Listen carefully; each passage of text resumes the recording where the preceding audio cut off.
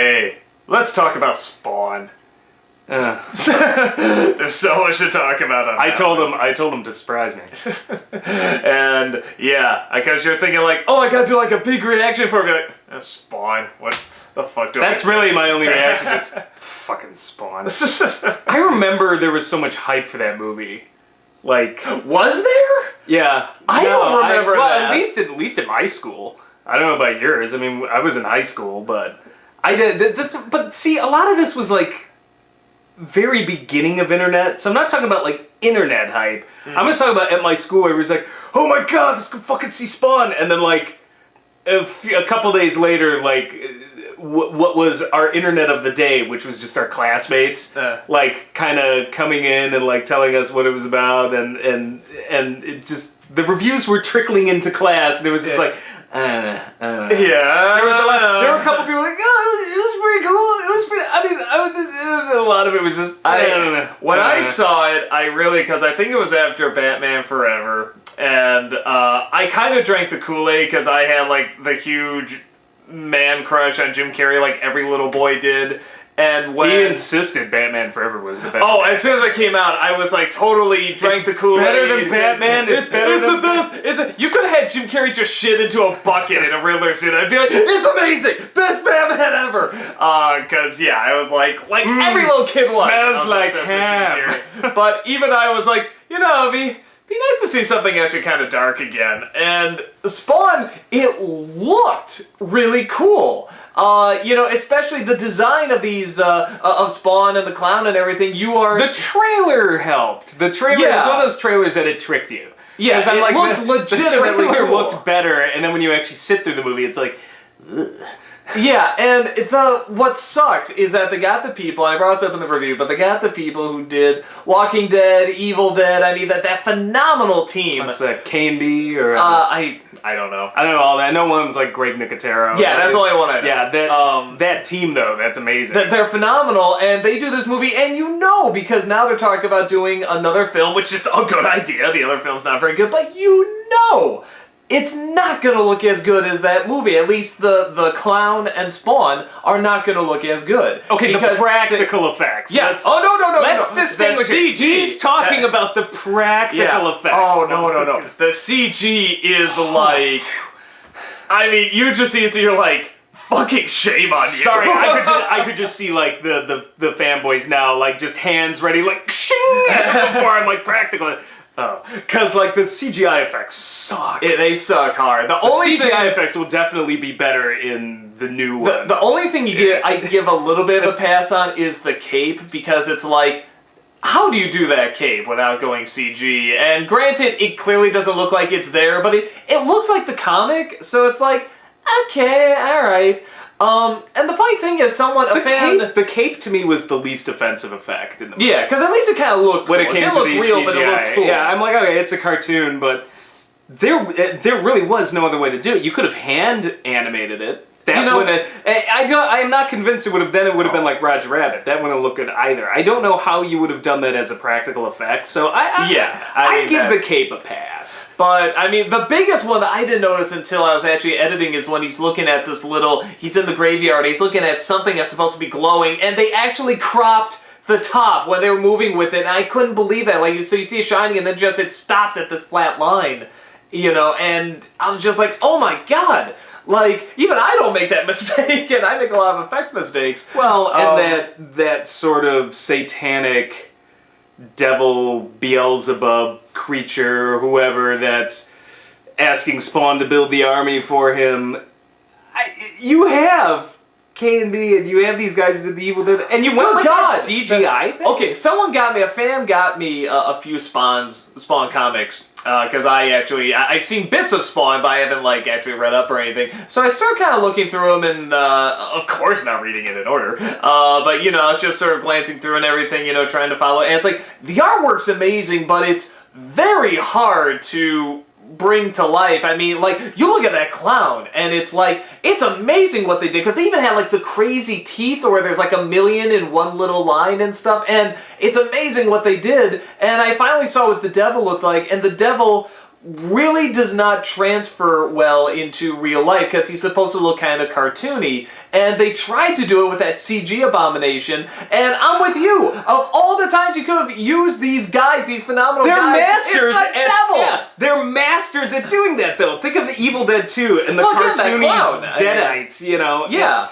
And the clown, it's like they're masters of doing that, and it's fucking it's not even like there were like there were CD-ROM games with better CGI than in Spawn. I mean, it was just an embarrassment. Well, and what they did too, because again, I mean, now that I do, very cheapo effects, but still effects, I'm catching on to how they do a lot of this stuff. Like, they have all these little spawns going, "Roar, roar," doing the weird things that they do. Clearly didn't have the rendering time, so they just took it with the glitches and stuff. And then, like, to make it look like it was more three-dimensional, they take a layer of spawns going, "Roar," and they would just get it closer to the screen, but it wasn't shot that way. So they look really pixely and really blurry up here when they're flying by, and it just looks like funny bad. It's like bad CD-ROM bad. And it looks like a Nintendo 64 character. Yeah. And the funny thing too is that you were talking about the trailer. The trailer for this movie is really good. I was psyched from the trailer. I'm watching it, and I just remember like what they showed. If the movie followed the same order and direction that the trailer did, it would have been fine because it's like he used to be an assassin, but he died. It shows him die, and he went to hell, but he was given a second chance. Now, one lone teacher will train him and bring him back to the world. And it's like, it's the training scene, it's origin, Merlin. Yeah, right, and cool. Merlin comes story. in, That's what and he's we'll like, get. but like, Merlin doesn't teach him until like the last third, and even then, it's one trick. Suddenly he's a Jedi Master after that. Clearly they must have cut it or something. At least 20 minutes with a lightsaber and a flying wiffle ball. Yeah. That's what we need. Or a little But that is bad when A New that. Hope gives you, like, more than, like, A New Hope and Force Awakens put together would give you more than, But here's the thing, too. Spawn You're at got. least kind of figuring that, like, I always kind of thought he was teaching him a little bit more on the side or something like that. Like when they're on the ship and the Millennium Falcon and stuff like that. He's like showing him a little bit. Still only known him for like 3 days. Oh no, not much. But still a little bit of time. This is literally a trick, one trick, and that's it. And there's no force. Because that's always the stock excuse. It's the Force, which I'm like, okay, I'm willing to accept that. And I just gotta apply it to all the movies, but I don't know what it is. I don't know if it's like just if it's like a cliche thing or a movie thing or a guy thing or whatever. I love training montages. I love training scenes. I love all that stuff. So you get so excited when I love that shit. I love it. And it is such a letdown when it's like finally waited through the whole movie to get to this scene, and here we are with a great fucking actor, that guy, the guy that I just call him Merlin because I forget his real name. Nicole Williams. Yeah, but he's phenomenal, and he played Sherlock Holmes, he played Merlin, he's all these great characters, and here he is, and he's about to do the training. We call him, you know why we're called because Excalibur is an amazing movie and you should see it. Yes. If you didn't grow up in the 80s and you missed it, go watch it. But because it is the same character. Like, it just feels like that Merlin character from Excalibur. Yeah, except with no sense of humor. Until the end, he gets a little bit of sense of humor. But even then, he's like, all right, yeah, overstuffed gecko. It's like, haha. And he tries so hard to sell it, but that intro where it's just like, and now I will begin with a giant plot dump a long, long time ago in a galaxy far, far away, a bunch of stuff happened, yeah, we're gonna show you in the credits, and it just... My guess is that, because even reading the comic... My guess is that was a last-minute insert, because people are like, oh... Yeah. The studio notes probably said people will be confused. Yeah, so they throw in even more stuff to make it even more confusing. Yeah, the irony of it is I ended up just being more confused. Yeah. Because I was like, what the hell is all this?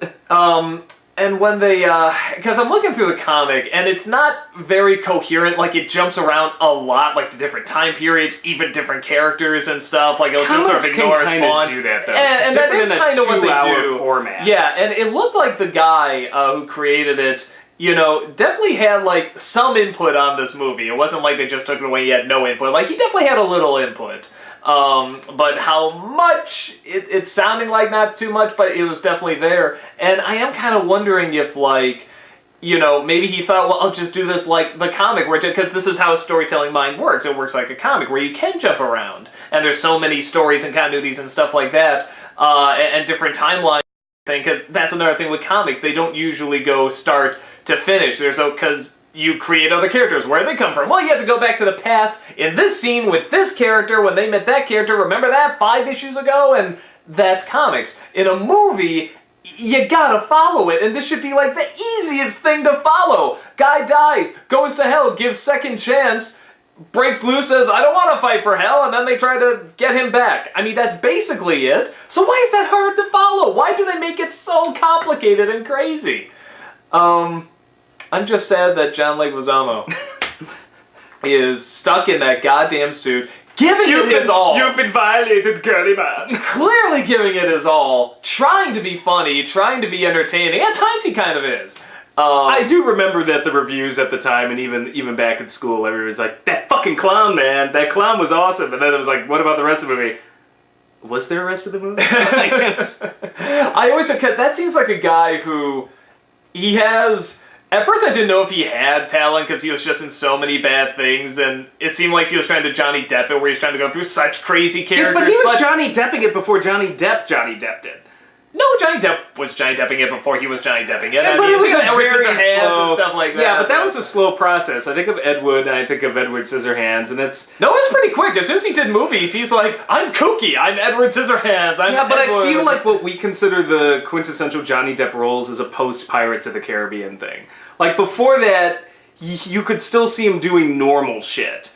Like, because you had Edward Scissorhands and you had Ed Wood, and you had, like, Sleepy Hollow. It's basically just the 3 Burton films. No, he was doing another Fear and Loathing in Las Vegas. Okay, Fear and Loathing, which would have been... Okay, so there's one, there's... I don't know, I still feel like John Leguizamo was throwing it, like, from the get-go. Well, Like, he tried to do a sketch show that everybody was really excited for, and just didn't work. We kind of wanted it to work, but it really didn't work. And I think from there that always... And they tried those horrible comedies like The Pest and stuff. And I think he kind of said, instead of just going pure comedy, I'm going to go, again, kind of what Depp is doing, where it's kind of like half funny, but half kind of weird and edgy and kind of odd. And that seems to have, for the most part, worked for him. But yeah, a lot of them are still bad movies, sadly. But I've opened up to, like, he's a legitimately good actor. Like, even in The Happening, where he has to say all those terrible lines, he's giving it his all, and he's actually like, man, if what you said makes sense, I would really buy this. I still believed him as Luigi. Mario, you brought me up. Like my brother, my father, my sister, my mother, my daughter, my sister, my daughter. So, yeah. Can we talk about Martin Sheen's assistant there, her outfit? Actually, can we talk about Martin Sheen for a second? Every time he talks like that. Yeah, like he wants to be Patton or Tracy Scott. I would like to think that this is the Donald Trump version of his president on the West Wing. Like, this is some bizarro version world of the West Wing president. Where he has like pictures of explosions and scorpions and spiders, and it's like, I can trust this guy. I'm so used to that southern accent he has. At the hear him shouting, I'm just like, the fuck is this? Yeah, and then like just that weird time where it was like, but I mean, I'll give him this. It's like he realizes this is garbage. No, but he's like, I'm gonna do what I want. Well, you were saying about the assassin. Yeah, there was that weird time where it was kind of like, with On a Top and GoldenEye. Though there it worked, but like everybody was trying to be on a top. Everybody was trying to be like, the sexy Don't you assassin. want to be on a top? It's not just the sexiest. Okay, see, like, in GoldenEye it works, because the Bond films have their own silly reality. Yeah. There was just something about this where I'm just like, when people talk about the silliness of, like, just throwing some chicken with a giant cleavage that's supposed to fight, like...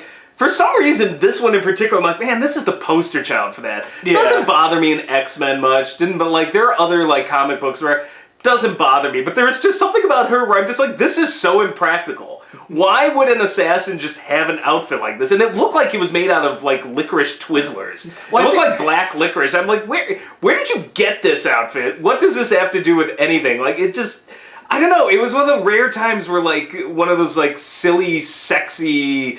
like assassin outfits stood out as I'm like, that's just fucking ridiculous. You know what it is? Because all the other times they did it, there was an extra something to them. Like, you know, you talk about X-Men, you know, Mystique, she's a mutant, she's covered in blue, she can shapeshift, she can turn all these things. Onatopp, she's horny as hell, she's shooting guns going, well, it was part of her personality. And she kills people with her legs and stuff like that. You know, there's all these weird things that they throw on it top felt of incorporated in somehow. This just felt like, and just put some Broadway cleavage in her, you know. Yeah, and give her some guns. Yeah, and give her some guns. Dark lipstick, there you go. It was just like, there was no thought put into this at all. Whereas, like, at least you could see a love of character design, because I'm like, I normally actually don't have a problem with it. Well, there was, I don't get involved in all of that, you know, because for one thing, for me, I'm just like, as a guy, I'm like, you look at, like, Thor and half these superheroes, I'm like, I feel really inadequate. Let's put on 300. Oh, I should go to the gym. But there are times when it is so blatant and so fucking obnoxious, and I'm like, wow, I can't defend this. This is just lazy. And like, this is one of those things where I'm like, this is just fucking lazy. It's blatant, but it's boring too. Yeah, it's also boring. I think that's the thing, is that she's like every stock badass assassin woman in a tight outfit with a gun, and there's like nothing else interesting about her. Here's the thing, when you do that sort of thing, like in a Soul Calibur game or something, or in a comic book movie, if someone has like a sexy outfit that's supposed to look badass, I should sit there and I'd be like, badass. Yeah. If I laugh when they come out, which is exactly what I did in Spawn, I just really was like, what the fuck? Then you failed. Yeah, I think like I should be wrapped up into it enough that I'm just like, all right, rock on. Well, and I think that's something that the Marvel movies do, you know, very well, is that they, you know, because I kept saying every time another one of these movies was coming out in the you know, days when the MCU was just starting, I was like, okay, well, you did Hulk, but you can't do Thor. That's gonna be ridiculous and stuff. And they really incorporated it. It was badass. Okay, but what you're doing, Captain America now, you can't with the little wings. You can't do. Yeah, and they incorporated it. They were so smart. Okay, in how they worked it in. Even in... It was still silly, but they were something very as smart. silly as Batman and Robin, I didn't really question Poison Ivy's outfit, because it seems part of her person. Well, she's part of that world. Yeah, Catwoman, like, so even in like the DC universe, it doesn't really bother me, but occasionally there's this one where it's like, this just bugged me. It's just like, wow, you just didn't even, it's just like, you could just read the studio notes, put some babe in a skin tight outfit, like, and I'm just like, just no thought process just put into tits! Yeah. Nothing else, just tits! Giant exclamation points. Which, yeah, I'm with you. If you're gonna do that thing, superheroes, everything, you know, I get it. It's going to be an exaggeration of what we all want to be, and with the men, it's going to be super huge muscles, like beyond impractical. With the women, it's going to be super, super sleek, but somehow super strong at the same time. You know what it is? It doesn't look like they could pick up a pen, but it's like, you get comic books, whatever. It's the Wizard of Oz effect. If you make me forget that that's probably the real reason behind it, then you've done your job. Yeah, but if I can see, it's like seeing the man behind the curtain. If I can just see the studio note that says tits, like, and that's the only reason that's there, that bothers me. Like, you know, or come up with a better costume design or something. It wasn't just the fact that it was like all booby McCleavage. It's just, it was such a ridiculous looking outfit. I was like, this isn't even good costume design. It's just silly. This looks like she's wrapped in Twizzlers. You know, that guy, the guy who plays Spawn, who, I guess I'm not super shocked he didn't go anywhere, because, like, well, I'm sure he's, like, acting, and he's acting fine, but, you know, I really feel like you needed a guy to do this role that's, like, really gonna leave an impact on you, because there's so little that the rest of this movie can do outside of the makeup and the costumes. Can we just say it out loud? This just needed Wesley Snipes. Because Blade, like, when I saw Blade, I'm like, oh, so this is what Spawn would have been like if it was done right. That movie's so awesome. I still love that movie. Except for Stephen Dorff. Fuck that. Oh, you're so wrong. So wrong. He was so much fun. I hate Stephen Dorff as a person, but that character just... These people are food. There are food. Let me do my I love his entire performance is just looking at Blade and the other, like, higher up vampires just going, No, it's... God, you gotta master your Dorff. Oh, God. I just... How did that, like, when that one dude's like, dude, we're gonna be gods. I'm like, how did these fuckers take over anything? These are the lamest villains in a comic book movie. To be fair. Outside of, like, fucking Superman 4. To be fair, they're not very good vampires. I think we No, but established that that. bothers me because Blade is awesome and he should have a villain that's equally awesome, and instead we got Steven Dorff. So wrong. He doesn't mean it's Steven Dorff. I know you watch these. But I don't hate you as a person, Steven Dorff. I hate your fucking character. But I'm trying to think what else. Oh, and then like the ending where it's like, again, they're just throwing all this shit at you, all this craziness, and then I it's felt like it just kept going. yeah, and there's like I felt like 5 surprise endings that you kind of don't even know are supposed to be surprise. Half of them you can guess, the others don't make sense. You know, you can tell like where the budget cuts were happening. Because like, we're gonna have our epic climax in the living room next to the fireplace. I'm like, really? Like. They send the clown when he turns into a gremlin, who of course doesn't talk, he just goes rah, because that's what happens when you turn into a big monster. And they go into hell. You ate after midnight, girly man. I love how it's like they go and he's like trying to destroy Spawn and everything, and it's like, only I can destroy Spawn, I guess. And he's trying to destroy him, and it's like, there's a million of these other Spawns. This should take 2 seconds to kill this guy. He lands, he's like, I'm Spawn. Yeah, so are the rest of these millions of people. Fucking kill him. Boom, he's gone. And yet somehow it's like they can't get this guy. And even this giant devil, it should just be like, raw. And that's it. End of Spawn. It's making a David Goyer script look competent. I'm kind of shocked he didn't write it. I honestly, it's funny because I could see certain stupid things in it and be like, man, that would have his fingerprints all over it. I'm kind of surprised. Maybe he ghost wrote it. But yeah, actually, the more research I did on David Goyer? Who's that? I've never heard of him. The more research I was doing on David Goyer while I was writing that sketch, I'm kind of like, yeah, he's not sounding too good here. Oh, you mean it annoys you how he thinks he's way better than his audience? But doesn't have the talent to back it up? Oh, and I started looking up the times like he made fun of his audience and stuff, and I'm like, dude. How many of you are virgins? I'm like, wow. Just wow. You're acting like you're cooler than your audience, and you're really not. In fact, when you do that, you become so less cool. And yes, because that means even the people that you are like trying to claim are lower than you think less of you. Yeah. Think about that. Like, that's a vicious circle. So I don't know, maybe because I've seen some interviews too, and he seems pretentious, but he seems, nice or fine, whatever and stuff. But then like I read all this other stuff, I'm like, don't care. If he had any talent, yeah, and there's just no talent. That's the thing. I don't care if he's a jackass. Like, most celebrities are jackasses. We're fucking jackasses. We're such jackasses. I also think we're talentless. So I have no illusions about that. But he just doesn't have any talent. That's what bothers me. I'm like, he could be a jackass all he wants. I'm like, well, if you write me a good superhero movie, I'll forgive you. And Blade's about as close as we got. Yeah, which even then, looking at and everybody's like, Dark Knight. I'm like, yeah, 3rd string co-writer, whatever. Like, it's much like Dark City. I think he's just hired to dumb it up because Nolan's too smart. No, and that's what I'm realizing too, is that like with Blade, watching it again, even though I really liked it, it's all in. By the way, just say this is also a Blade Real Thoughts. Yeah, sorry. Just going off on David's Goyer. Well, we'll just say that this is a combination Blade and Spawn. And the last thing I'll say about it, they're kind of related. African American hero, dark, supernatural. Yeah, very, very. Both do kind of have issues. One is obviously way better. One was the like apology for the other one. Yeah, maybe that's it.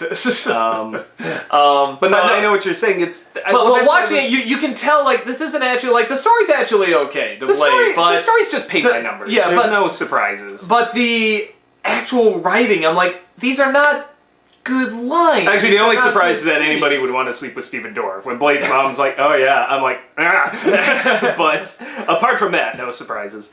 Yeah, even that story. Yeah, the story's not very good. It's just sort of the initial setup. It's at best paint by numbers.